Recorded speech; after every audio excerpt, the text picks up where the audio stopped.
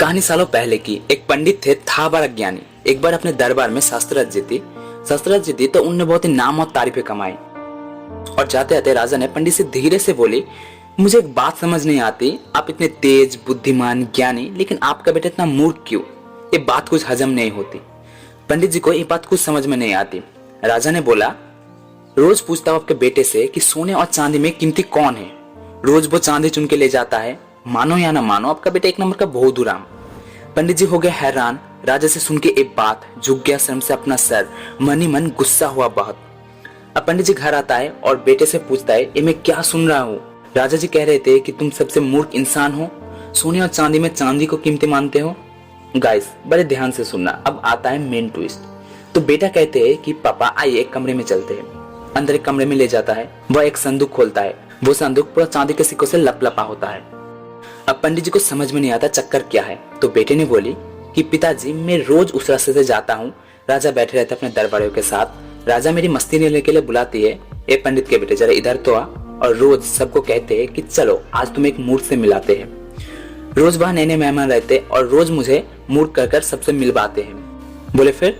वो मेरे हाथ में सोने और चांदी के 2 सिक्के देते और पूछते, बता इनमें से कीमती कौन है? मैं कहता हूँ चांदी। वो पूछते, तू क्या लेके घर जाएगा? मैं कहता हूँ चांदी। और रोज मैं चांदी का एक सिक्का लेके घर चला आता हूँ। तो पंडित जी कहते हैं कि बेटा तू ये क्यों करता है? तेरे को तो पता है कि सोना कीमती है। तो बेटे ने बोली, पापा जिस दिन पता दिया कि सोना कीमती है उसी दिन खेल का अंतिम पर्याय होगा। कि पापा खेल ही चालू है इसलिए कि मैं उनके सामने मूर्ख बन के बैठा हूँ और हर दिन एक चांदी का सिक्का लेके घर चला आता हूँ। इसीलिए संदूक आज भरा है, चांदी के सिक्कों से जगमगाया है। तो दोस्तों क्या सिखाती है कहानी? कि ज्यादा दिखावा ना करो, अपनी बुद्धिमान का ज्यादा ढिंढोरा मत पीटो। यदि आप ज्ञानी हो तो ज्यादा अहंकार मत करो। आज के दिन में वो नहीं फंसता जो समुद्र का दिखावा नहीं करते, बल्कि वो फंसता है जो समुद्र का दिखावा करता है। तो आज मैं कहता हूँ कि अगर आप ज्ञानी हो तो ज्यादा दिखावा ना करें। अगर आपके पास बहुत प्रतिभा है तो अपनी प्रतिभा को वही दिखाए जहाँ उसकी जरूरत हो। क्योंकि चाणक्य ने कहा है कि अच्छे वक्त में शांति से अपना काम करें, अनावश्यक रूप से दूसरों की ध्यान आकर्षित ना करें।